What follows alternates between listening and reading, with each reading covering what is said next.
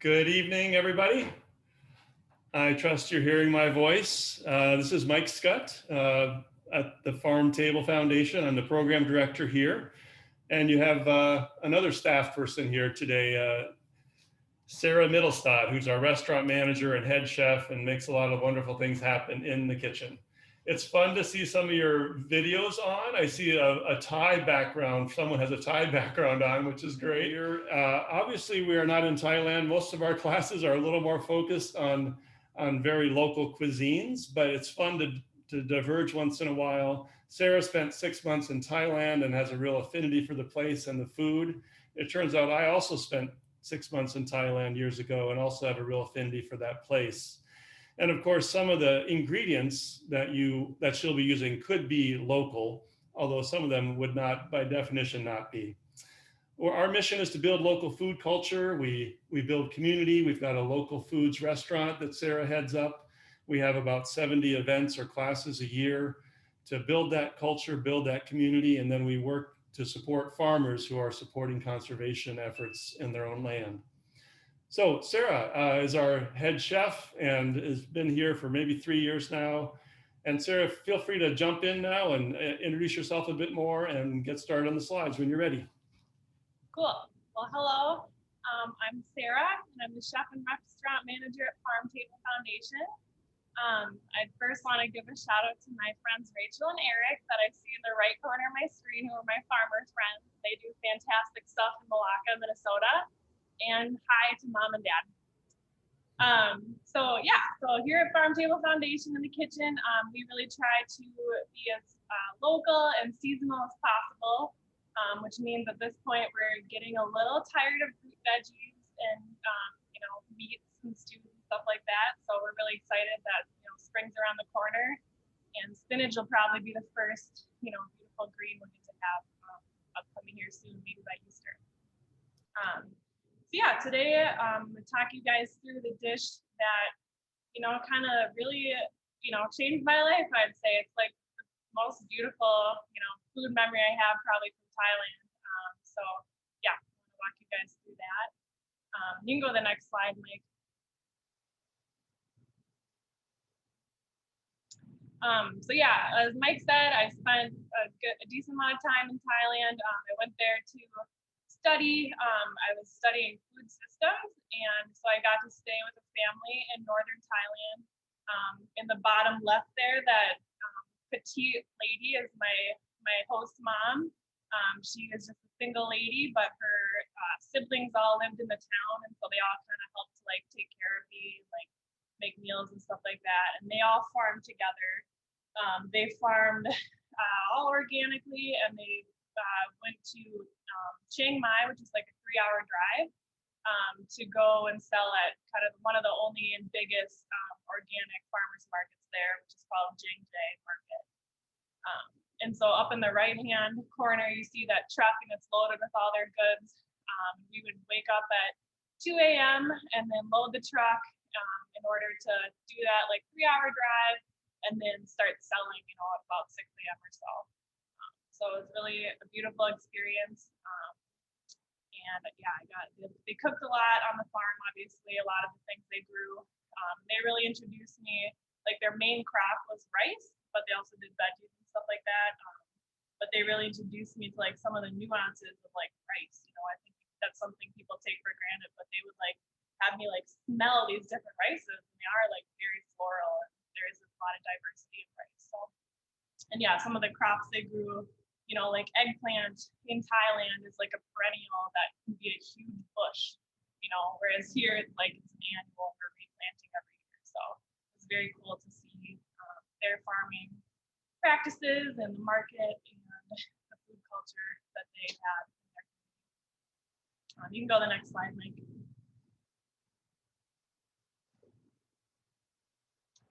So the other host family that I stayed at was in the city of Chiang Mai. So very different experience with them. Lots of eating out, which, all the food in Thailand is good, home cooked or eating out. So it's really fabulous. And I just it was another family with an only child, just like me. So I had a little teenage brother named Yad, who liked to, make fun of me and He was also kind of the translator because his parents didn't speak any English.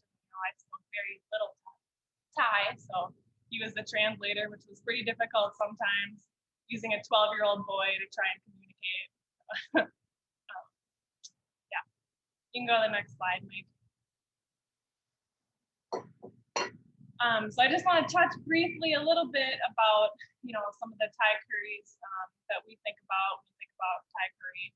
And the main ones, of course, would be red, yellow, and green. So a lot of the main ingredients of all these curry pastes are very similar, but they're just colored with like slightly different things, So like red would be using red chilies to color it. Yellow is going to have turmeric in it for sure. And then green curry is going to utilize like green chilies as well as like cilantro, kaffir lime leaf, Thai basil, that sort of thing. And all of these are coconut milk based as well. You can go to the next slide.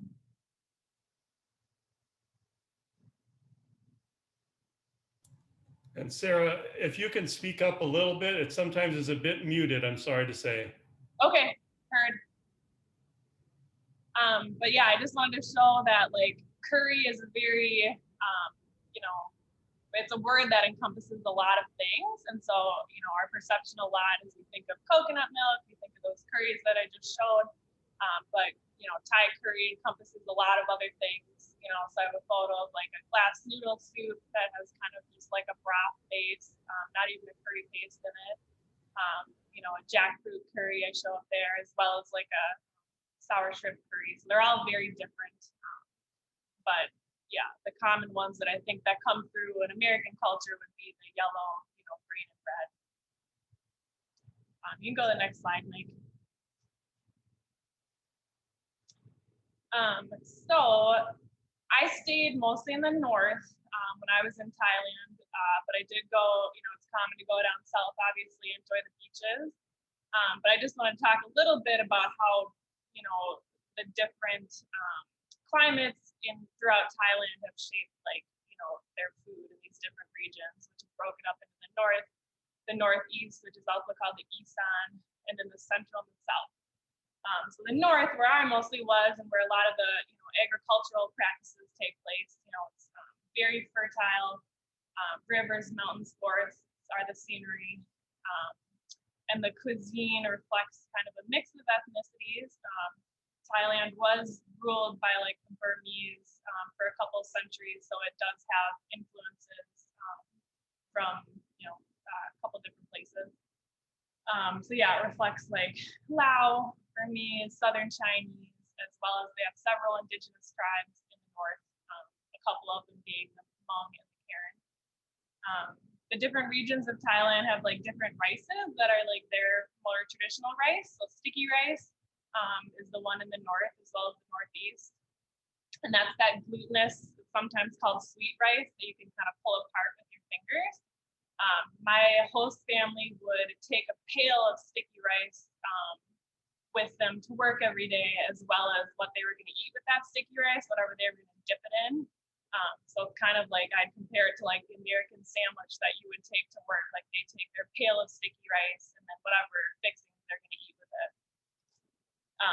And then a couple different, so, in Thai cooking, you can use several ingredients to achieve the same flavor, so like tamarind and lime both have like a, tangy sour flavor. So in the north, they prefer tamarind over the lime, as well as they prefer the fermented soybeans over fish sauce, which is more in the south. And then it's like the mildest heat of all the regions of Thailand is in the north. The Isan, or the northeast, is interesting because it's very different from the north. It's very infertile. They have a very a climate that is very temperamental, droughts, monsoons. So that shaped their cuisine to be almost considered like a peasant cuisine. So they use lots of like very pungent, like lots of fermented fish pastes and very pungent like dry chili paste and stuff like that they eat with their sticky rice. Because I was reading, it's like they have to have more pungent flavors because they're using a small amount of food to season a lot of rice, the rice being the biggest part of the meal. And then in the south, there's a large Muslim population that certainly shapes the cuisine. They obviously, have more access to like the seafood. They use more of the coconuts, fruits, even goat and mutton. And their rice is jasmine. And then they are known for the spiciest cuisine in Thailand. They have a heavy use of like dried shrimp and shrimp paste. But with that said, like, of course, there's a lot of, you'll see a lot of mix of all of these things that I just talked about throughout Thailand.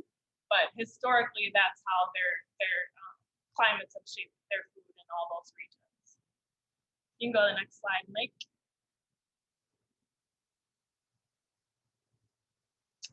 So this is a photo of my view every morning when I'd wake up at my host family's house in Chiang Mai. The family would get going pretty early to work and school. So they would leave me breakfast under that basket every morning. And I always looked forward to that. It was like a great way for me to try dishes that I either like didn't know the name of or might not order, where I just off on my own ordering food. So they exposed me to things like spicy rice and mackerel. Had like rice porridge with like pork meatballs and a pork broth with like crispy shallots. I was exposed to a lot of things, but I remember when I pulled that basket up and I saw a beautiful site that is Khao Soi, and it was really beautiful yellow broth with like kind of some red oils coming up and the shrimp paste in there. Had like a bundle of crispy noodles, mustard greens, shallots on top. So I'll remember that was the first time I had it, and after that I always sought it out. But the telltale sign of having your first Khao Soi is that you get a huge drip of curry broth down the front of your shirt. And because when I was going to school there, I was wearing a white button-up shirt, so of course you're just enjoying this broth, slurping up the noodles, and you get a drip of yellow curry down your shirt, and it's just one of the things you have to accept when you get to eat Khao Soi. So you can go to the next slide, Mike.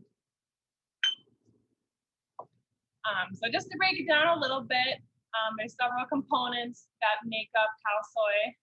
So you've got the curry paste that we're going to go over in depth today making.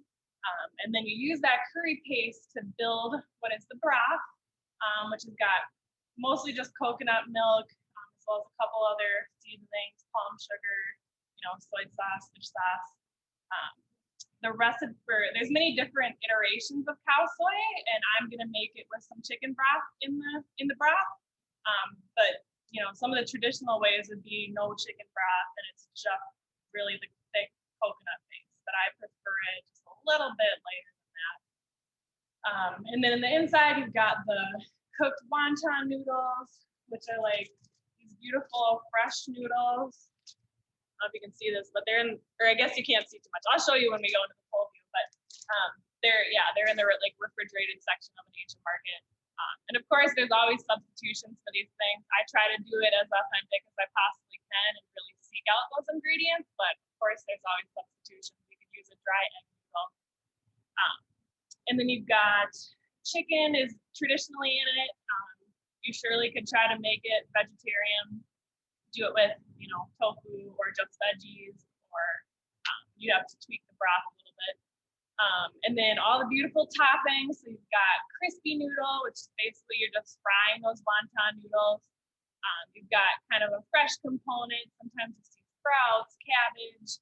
I like to do cilantro. You've got a lime wedge that you have to squeeze over the top. And then you've got cut up shallots that are just really like pungent and biting, and it's really beautiful when you get that in bite with all the broth, the really rich broth. You got pickled mustard greens, which are another thing that you really have to seek out in an Asian market, but you can make them at home. I've done it before, and there are many YouTube videos about how to do that. So those are kind of the biggest components of it all, and we're going to go over all of them. You can go to the next slide, Mike. So I'd like to do a little bit of Thai. So Tam Ahanaroy, we're gonna make delicious food. That's what that means. So, and you can just say Aroy, which is just delicious, which is just, you know, what you're always saying when you're eating Thai. And a lot of this information that I covered, as well as this recipe that I'm using, are from my favorite Thai cookbook called Pak Pak, which I highly recommend. It's, you know, just super authentic. It goes over what's in a Thai pantry. It goes over all the Thai ingredients that are commonly used. And I've tweaked the Khao Soi recipe a little bit to my liking, but it's pretty much follows that. So yeah, at this point, unless there's any questions about that PowerPoint, Mike, I think I'll just start going into the curry paste.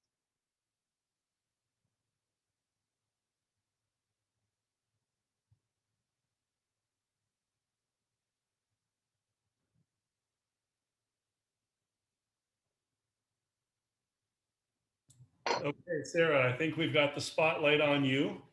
So, and the PowerPoint is no longer being shared, so you're good to go. Sounds good. And you'll have to forgive me, guys. I get a little bit nervous. I'm usually hiding in the kitchen, so I get rosy cheeks, but you can ignore them. Okay, so we're gonna start off with the paste. It's important to have a good, solid mortar and pestle. So I have a really solid stone one here. The other common one you'll see is like a clay one with a wooden pestle, and that's for kind of different uses, like making a papaya salad or something lighter. But when you're really, you know, going at a curry paste, you want to have a very solid, you know, stone mortar and pestle. So the first thing, so in my pan, you always start off with the driest items to the wet when you're making a paste, because the driest are going to take the most attention with the pounding. So I've got in this pan my black cardamom pod. So this is also kind of a specialty thing. It's not going to make and break your dish, you know, if you don't have it, but you can find it at Penzies.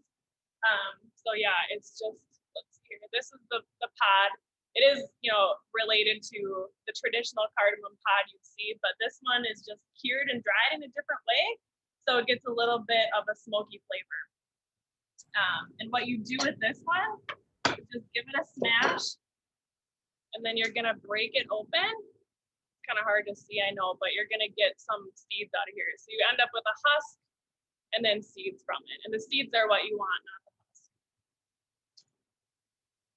So I have the seeds from one cardamom pod in here. I have a half tablespoon of whole coriander seed, and then I have a half teaspoon of cumin seed. And I'm just gonna lightly toast these because that's gonna get them aromatic and really add their flavor to the paste. So I'm gonna get that going.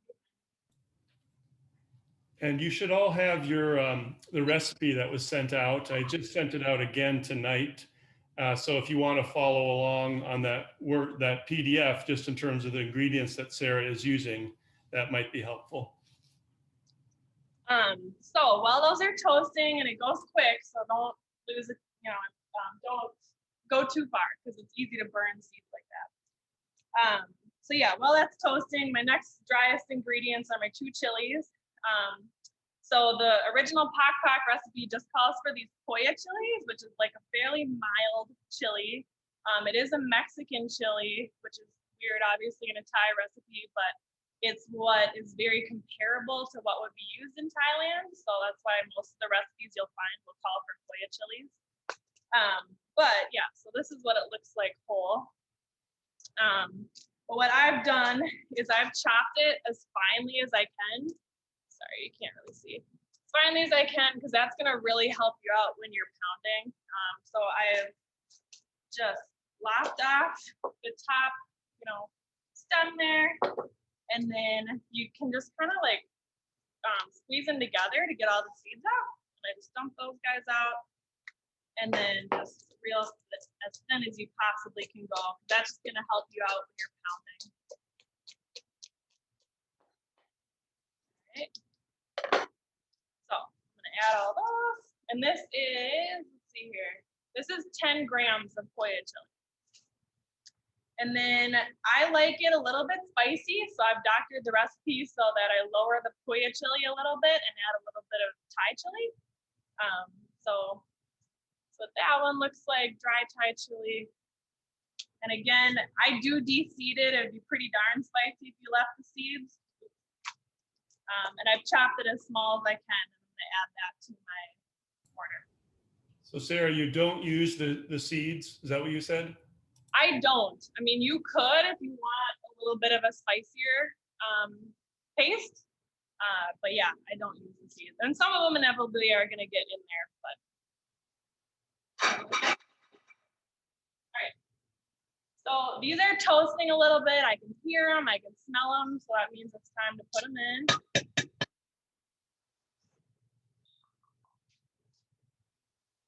And at this point, I'm gonna start counting.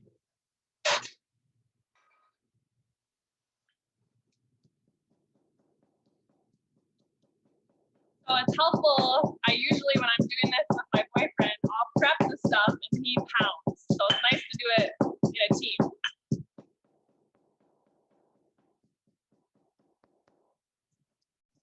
It helps too to occasionally do like a method where you're kind of like pushing the peppers against rather than just the pound.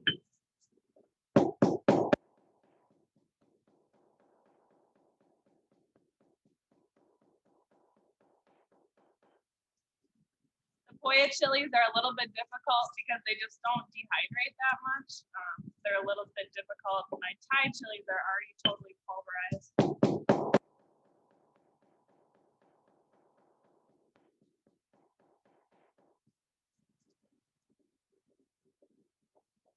And I'm not a perfectionist. I usually, my pastes usually end up like not perfectly smooth, and that's totally fine. So at this point, I'm going to start adding my next ingredient. So I've got lemongrass. This is a product, again, that you typically would find at the Asian market. I discovered that you can buy it frozen already, like pulverized, in most of the frozen sections at the Asian market. So I've been doing that, and I keep it in my freezer. So I have it for any recipe that I want to do. I'm going to add that. Hey Sarah, could we see the consistency of the paste? Of the paste thus far? Yeah. Let's see here. I don't know, you can't see it very well. Okay, yeah, thanks. It's a little hard. Sorry, there we go. So it's like my Thai chili has pulverized. My poya chili is a little bit rough still. And lemongrass is another one that's like very fibrous that you're not gonna get like perfectly pulverized. So I'm just gonna kind of combine at this point.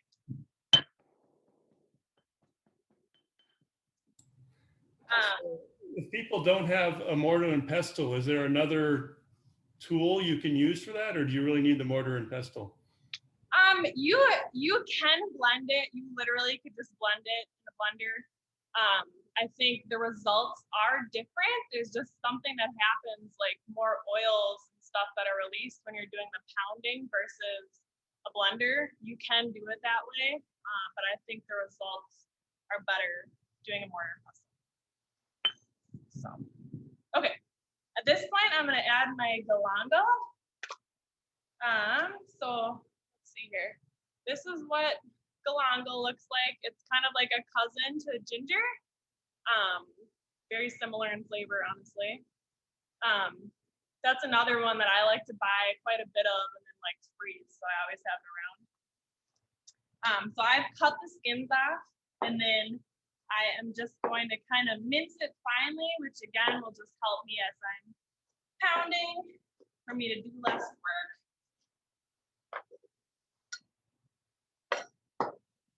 And this is, let's see here, 7 grams of galangal.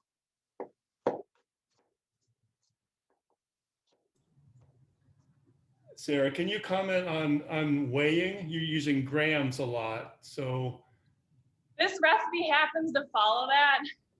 It also will say though, like, it's about, so 14 dried poya chilies, it says it's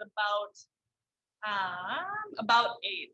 So there are translations to like, numbers or inches of galangal or ginger. But yeah, weighing is what this recipe follows. A good method to peel ginger is to use the back of a spoon.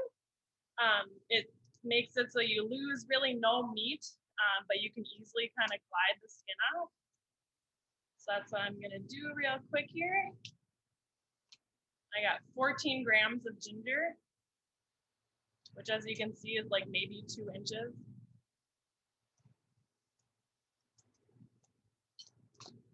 And again, this one I'm just gonna kind of mince a little bit to help me out as I'm pounding.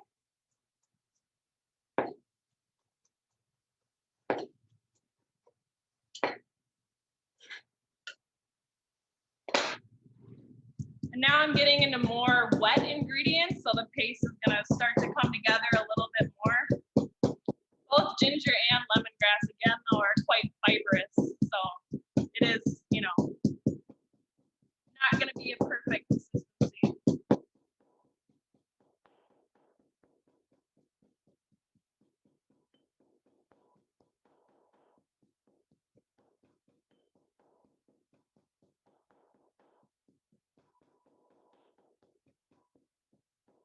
Yeah, certainly starting to come together a little bit more. You can tell there's more, you know, liquid in here and it's becoming more paste-like. Try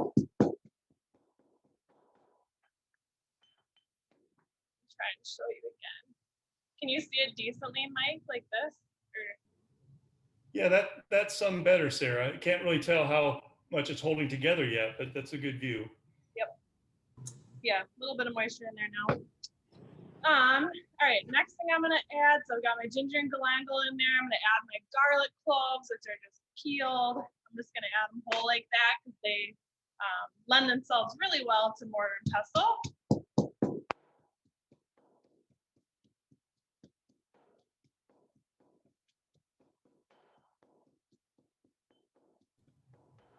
And as I mentioned, folks, feel free to type your questions in the chat box. And also, you know, you could just unmute yourself and try to interject a question that way. It's kind of fun to be a little more personal that way. So you could try that too. Thanks.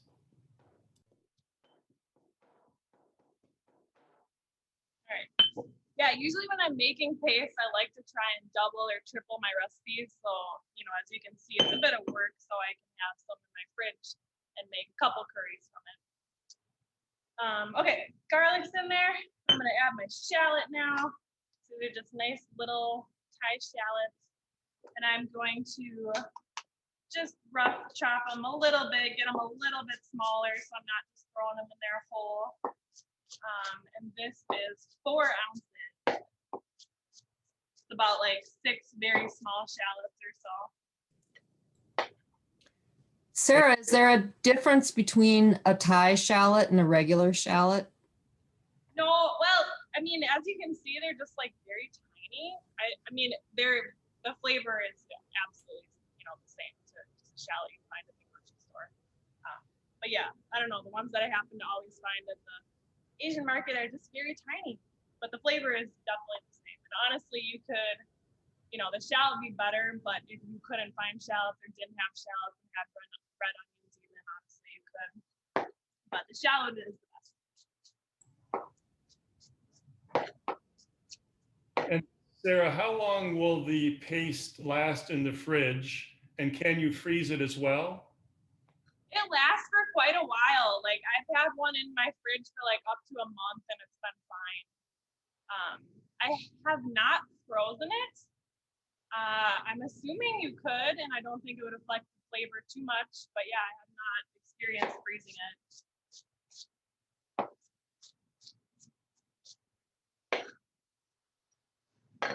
Okay, so I got my shallots all in there, and now it's gonna be super wet and able to paste.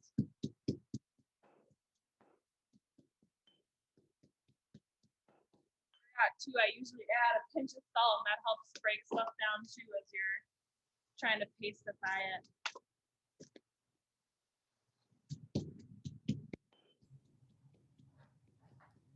While you're doing that, Sarah, sounds like a couple people did not get the recipe that I sent out.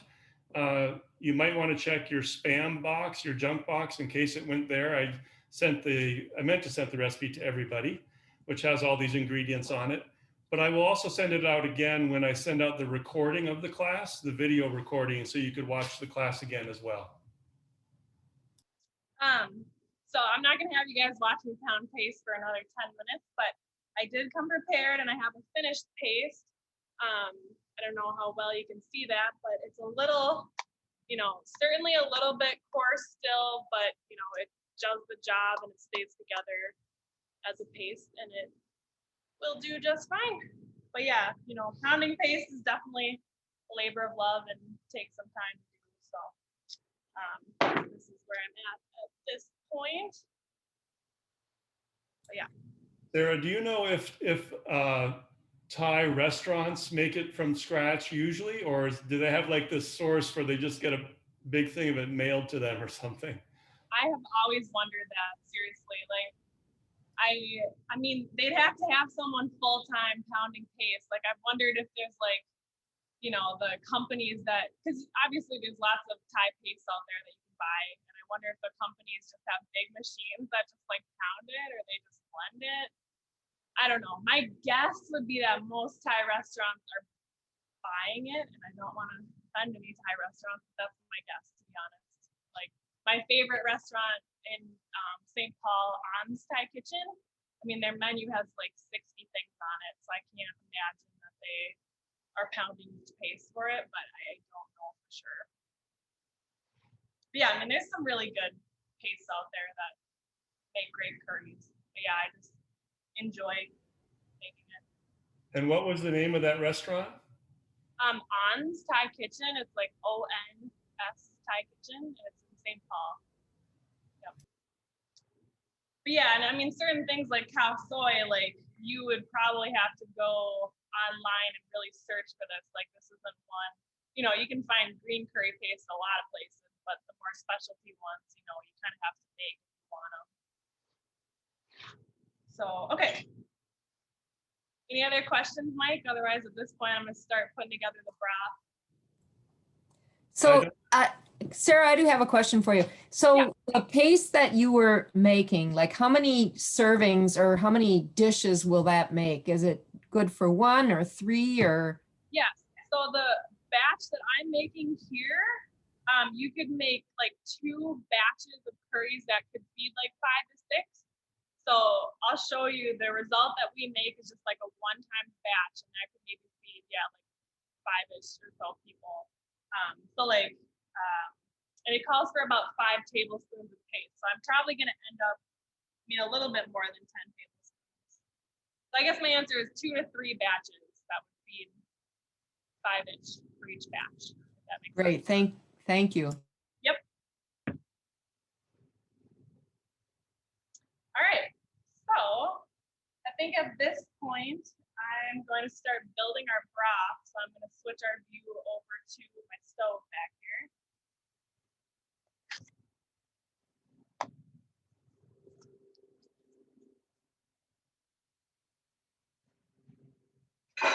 All right, let's see if that one's better. Okay.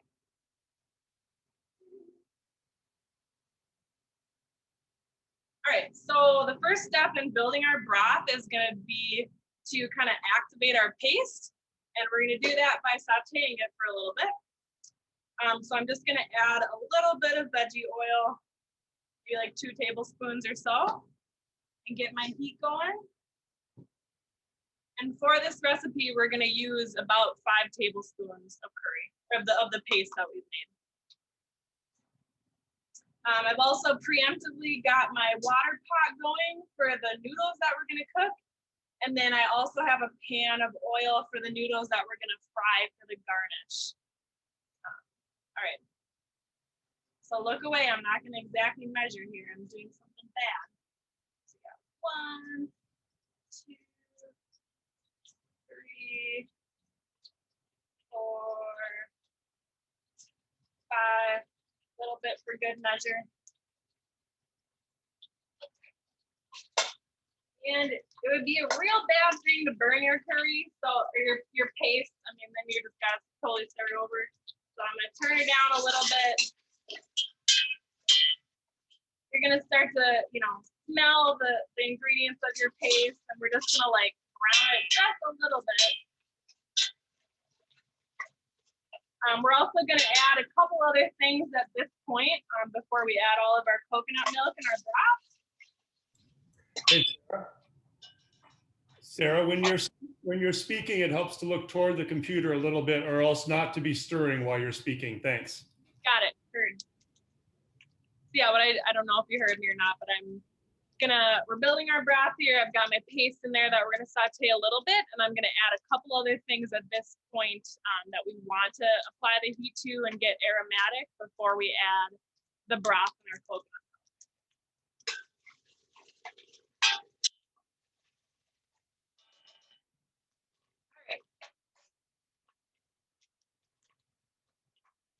So I've got one of the ingredients I'm going to add here is some palm sugar. So I have chopped it up into little pieces. A lot of Thai curries. Sorry, I'm actually going to add my liquid first because my paste is browning faster than I want it to. So I'm going to get some liquid in here. All right, so I'm going to add a 1/4 cup of my fish sauce. That's going to release quite a smell when you add it to your hot pot, but it is delicious. I once spilled a jug of fish sauce in my car in the summer, and it was pretty horrible. I see my dad putting his hand over his mouth. All right, so we're getting a little bit of browning action here. I'm going to also add my soy sauce at this point.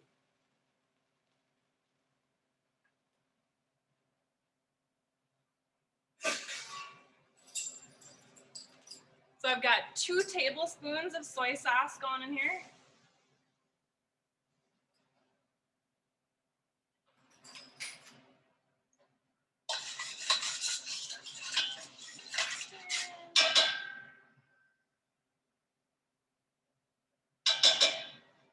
All right, and now I'm gonna add my sugar. So palm sugar, you could certainly substitute it for a white sugar, any sweetener you want to use. But palm sugar, is the choice of sugar for Thai people. It's extracted from the flowers of coconut palm trees, and I think it's kind of unique because it has a little bit of a caramel flavor to it. It's not just like plain white sugar sweetness. It's just got a little bit more going on. So we're gonna add that now. And like I was saying earlier, like a lot of curries, the Thai people really enjoy the sweet flavor, and there are a lot of curries that have a little bit of palm sugar in it. So I'm gonna add that, and that's gonna dissolve.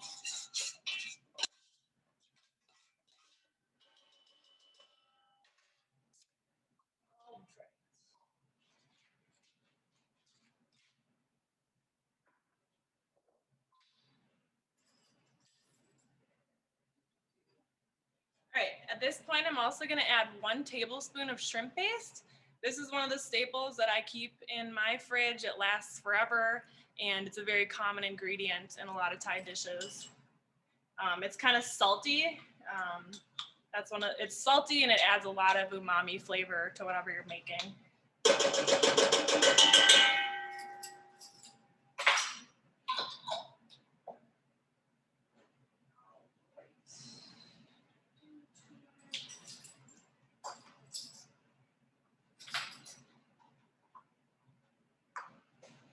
So turmeric I'm adding here as well. I have a question. I'm allergic to all shellfish. So is there like a good substitute for the shrimp paste? Yeah, the main thing that the shrimp paste adds, like I said, is like, umami and saltiness. So like maybe a fermented soy paste would do well. Otherwise, toying with the amounts of soy sauce you add. Fish sauce is very easily replaceable, I'd say, with soy sauce. Shrimp paste is a little bit more difficult to replicate kind of the depth of flavor it gives, but I think that, yeah, fermented kind of soy paste would probably be a good bet. Okay, great.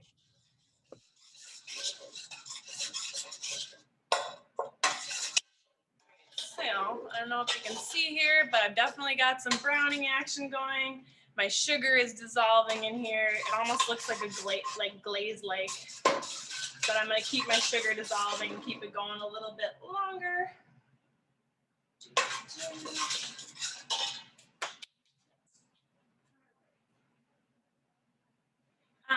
So if you were doing it traditional Thai style way with the chicken drumsticks or whatever kind of chicken you wanted to use, you'd put it in raw at this point, and it's gonna get kind of covered in all of this paste and flavors we've got going on here.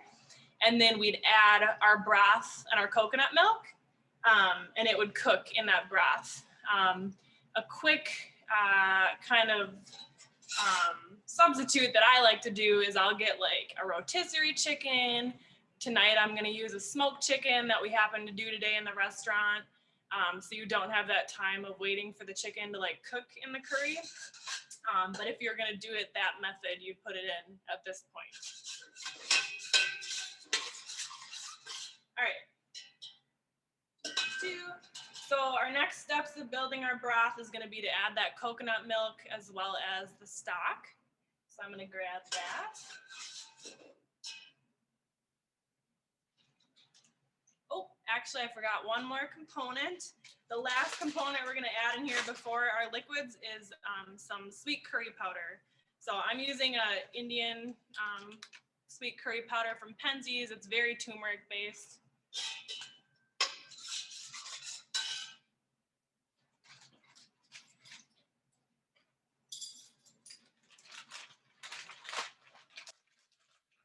It's gonna be about ½ teaspoon.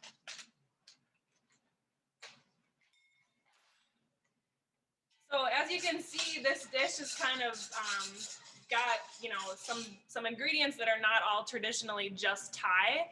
So it's kind of what I was talking about earlier. Like there's some Burmese influence with the curry powder and the turmeric, as well as some Chinese influence with the aromatics of like the black cardamom and the coriander, as well as some traditional Thai flavors. So this dish is really a meld of all of those. All right, so I have 4 cups of coconut milk that I'm gonna add at this point.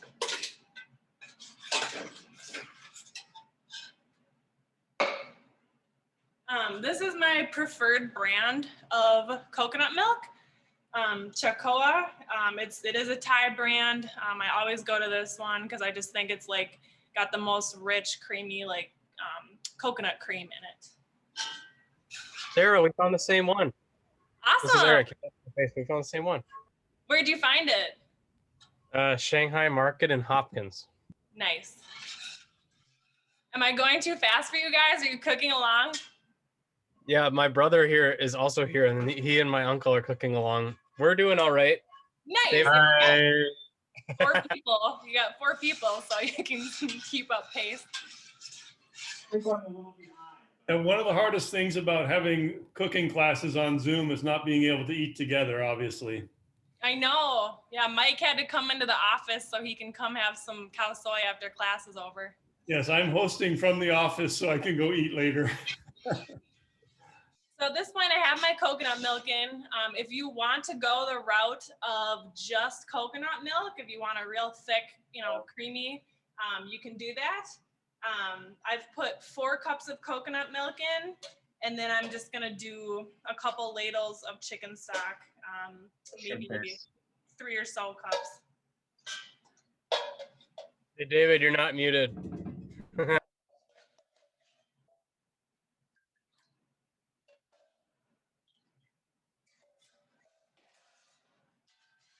You might be thinking it's kind of a little bit, you know, the broth is kind of small, the amount, but once you know, get the noodles in that bowl, get all the fixings on top, you're gonna be able to feed, you know, a few people. Like I said, about 5.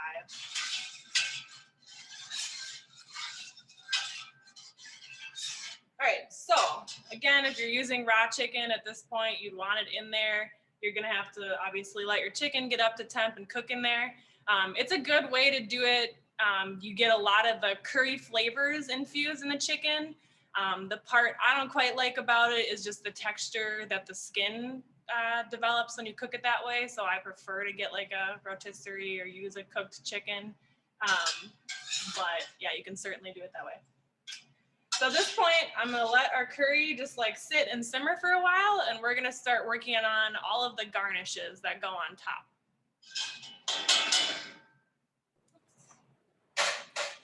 All right, let's see.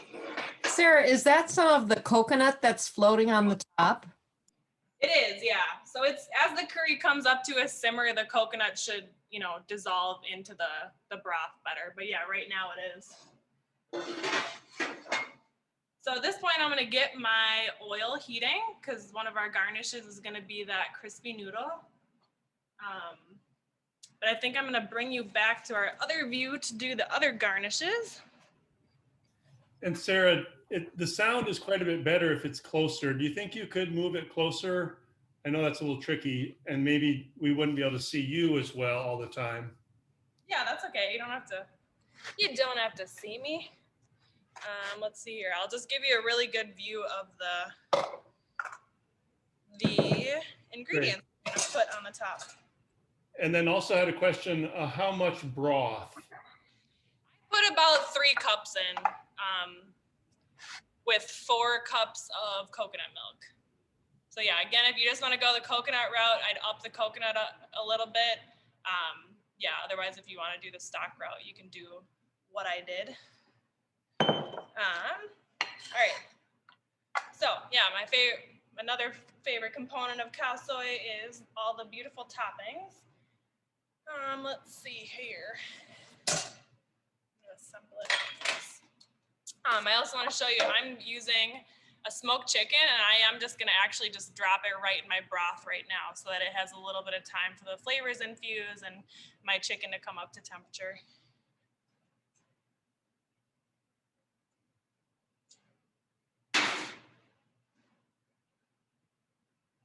All right, so toppings.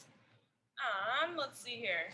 Let's start with the pickled mustard greens. So this is the product I like to get from the Asian market. It is in the dry storage section. But like I said, you can definitely pickle your own. It's a really interesting process that involves soaking rice and using the water from soaking that rice to ferment. I did cabbage, but you know, mustard greens can come in season in a little while here, but and it's interesting because yeah, the water that you soak the rice in becomes very starchy, and that's what helps that fermentation process.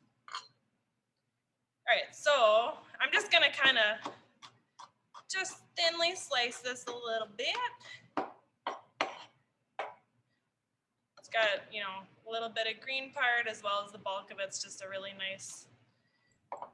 Hey Sarah? Yeah. Kathy writes, would it be a good time to drop the chicken in the broth if we have a shredded rotisserie chicken? Yeah, you absolutely can. Okay. Yep. It'll just have more time to infuse with the broth and just take on more of that curry flavor. All right, so pickled mustard greens prepped. Lime wedge you're gonna want.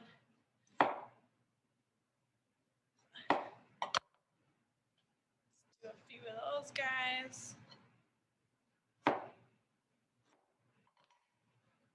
Okay. Also topping with more of those really pungent shallots. Just again, gonna do a really just thin slice on those.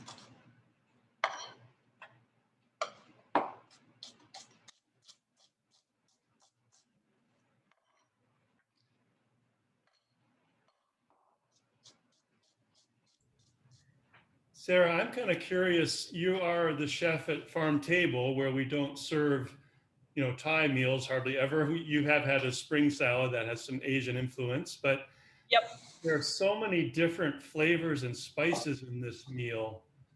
Do you have meals that are more sort of traditional to our part of the world that you would have this many different ingredients that create this kind of taste?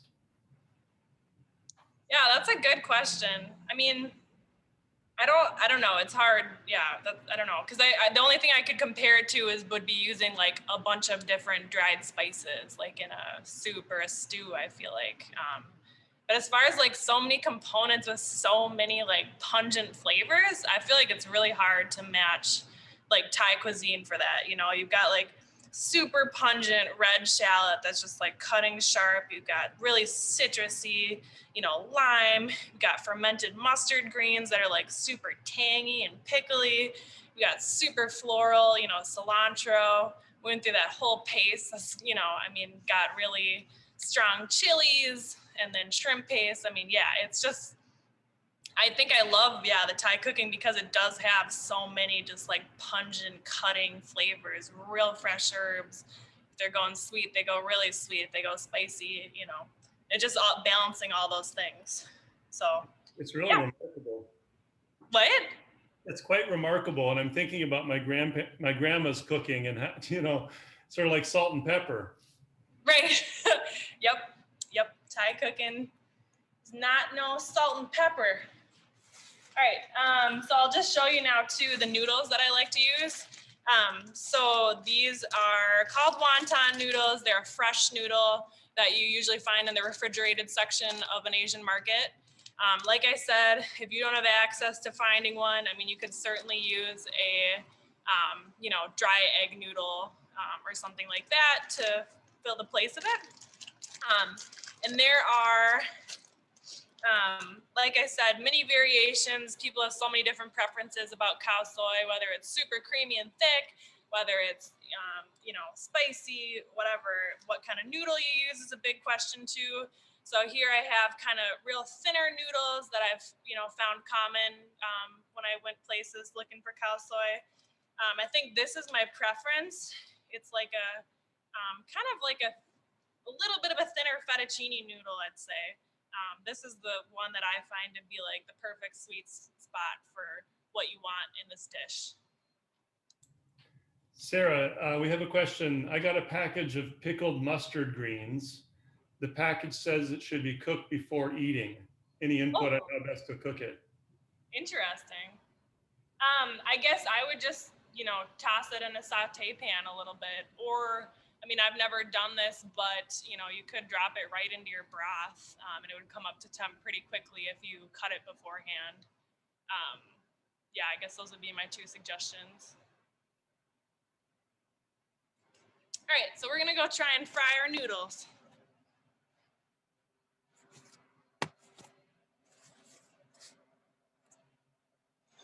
Hey Sarah, how many nudes are you frying? They kind of get pretty large. You have 4 people, you said? Oh well, it's Rachel and Two. I in our house, and David and my uncle in the other. Oh, okay. So if it's just you and Rachel, what kind of noodles do you have? They're a little bit thicker than yours, Okay. but same like fresh wheat noodles from the Asian market. Did they come in little balls, like nests of them? Yeah, it's not little balls, like longer bundles, if you will. Okay. I don't know. I'm I not guess worried I would about just it. say what? So we have a lot of them. So I would just start with like a solid handful, because honestly, they kind of expand. So yeah, in my pan, I have like, I don't know, a 1/2 inch of oil. It's okay. It doesn't have to all be submerged in it. You can kind of flip. Like they're really easy. It's hard to mess them up. What kind of oil? I'm just using a sunflower oil. You could use kind of any veggie oil that you want.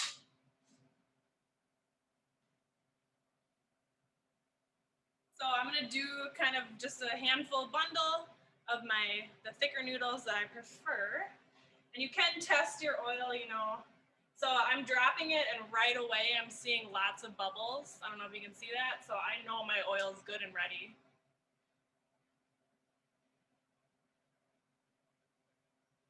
You do want to separate them. If you have any clumps, you know, it's not gonna cook through or get crispy. I'm just gonna move this for a second. I don't know if you guys can see that, but it's going pretty darn quick. I'm gonna flip them, and they just kind of blow up a little bit. And I do like to season them a little bit with salt when I'm when I'm pulling them out. So yeah, I'm gonna take them at this point. They went very quick. They're really nice golden brown. And you can see they just make like a, oh, you can't see. They just make like a really light, nice nest.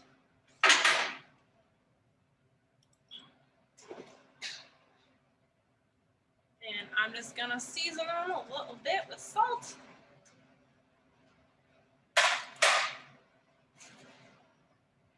All right, and then I'm gonna make sure my water gets to a boil, and then I'm gonna add my noodles to cook. I need a hot pad.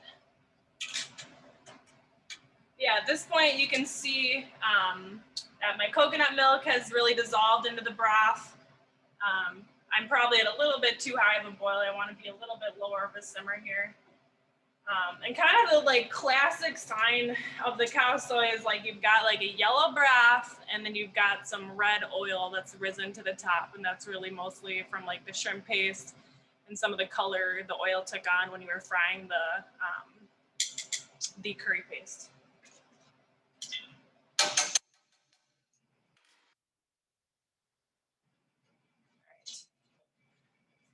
So I go ahead and add my noodles.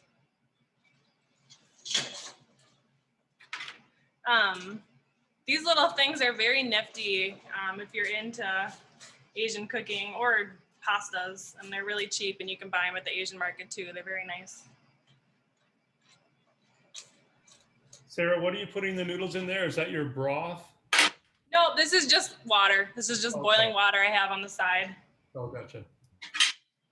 Another way that I have hydrated noodles before is just put my refrigerated fresh noodles into a bowl and pour boiling water over them and let them sit for a couple minutes. And that's another way that you can cook your noodles. Yeah, after these noodles are done, we're just gonna go ahead and plate.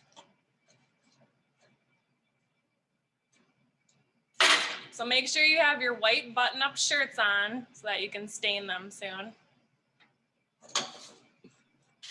Are these the same type of the wonton noodles that you're boiling as what Yeah. you fried? Okay. Yep, they're the exact same. You can fry and, yeah, and I should say too, like when you're frying the noodles, like you can't just put a dry noodle in, like you need to be using a fresh noodle in order to just fry them how I did. I'm not sure what the reaction would be if you took a dry noodle, boiled it, cooled it, and then tried to fry that. I'm not sure, but yeah, you're only gonna successfully be able to boil them if they're a refrigerated fresh noodle. And Sarah, for this recipe, would you always use both the fried and the hydrated together? It's just kind of the classic Khao Soi. You always have the crispy noodle garnish on top as well as the base. There's certainly been times that I've skipped that step. I mean, to me, it does kind of make the dish, brings it together. It's, you know, just the classic authentic way to do it, but you certainly do not need crispy noodles. I mean, the main heart of the dish obviously is like the broth and the noodles. So you can go as basic as you want. Great, thank you. So I'm gonna test my noodle by eating one. It's got a little bit of a spring to it, but that's fine because your noodles are probably gonna cook a little bit more when you put that hot curry broth over it. So I'm gonna bring you guys back over here and we're just gonna plate this dish. I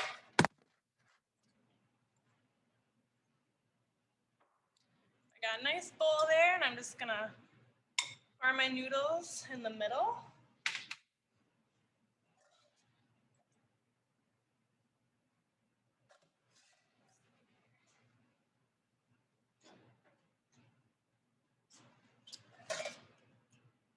All right, and then I'm going to ladle my broth over.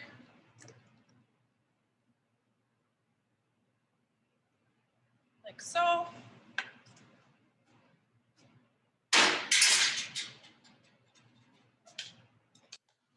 And I've got this really beautiful smoked chicken leg that I'm gonna just place in the middle like that.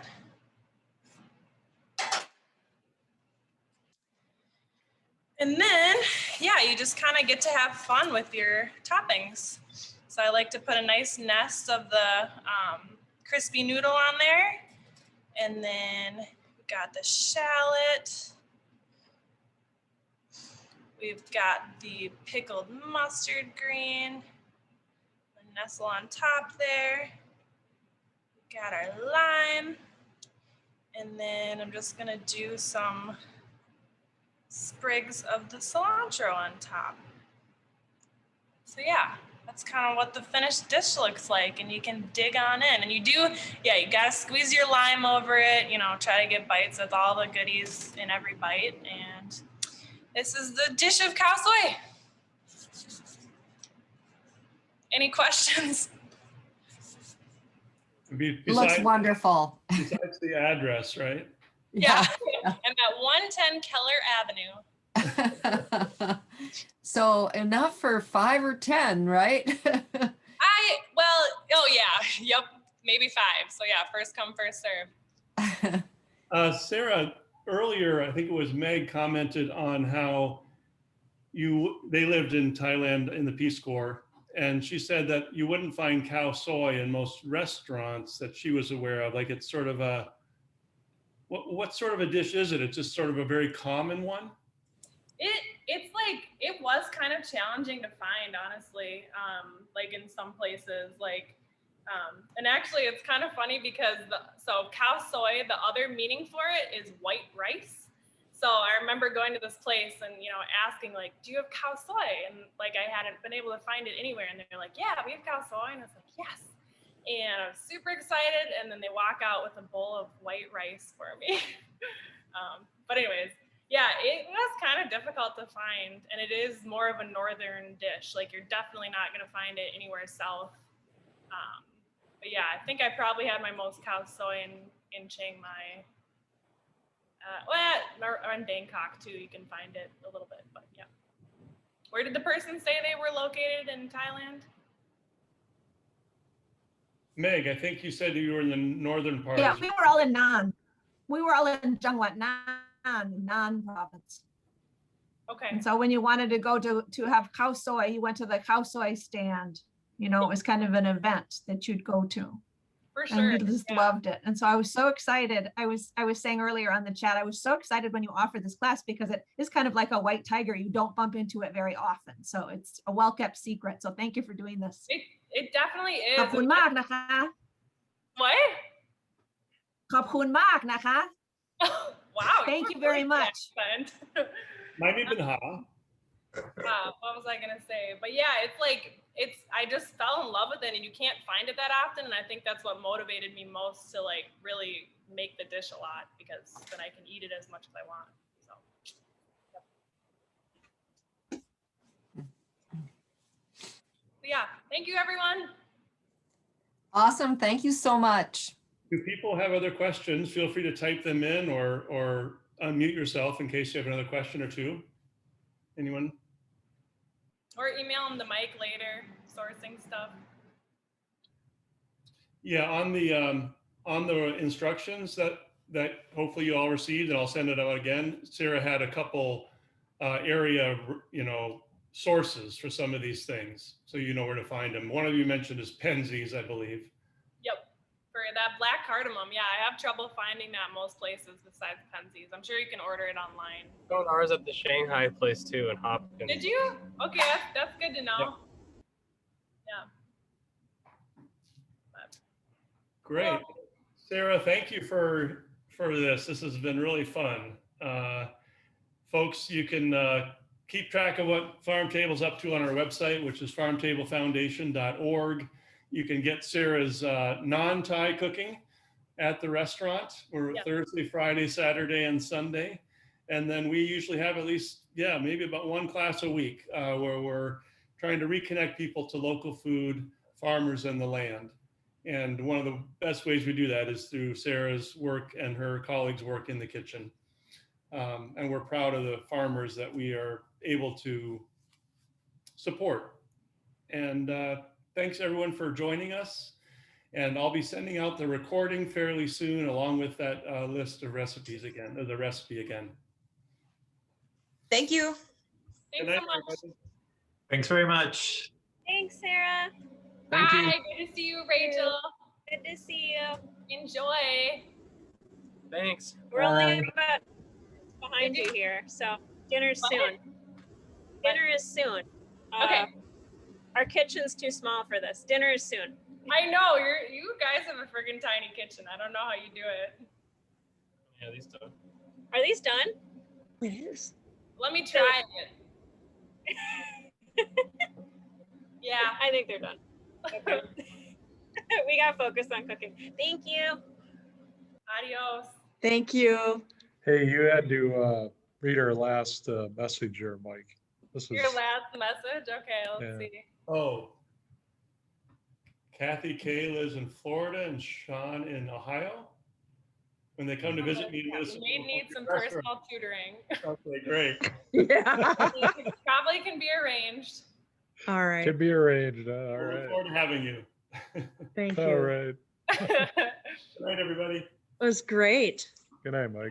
Good night. Night, Sarah. Good night, Sarah. Night. Good job. Thank you. Okay, nicely done.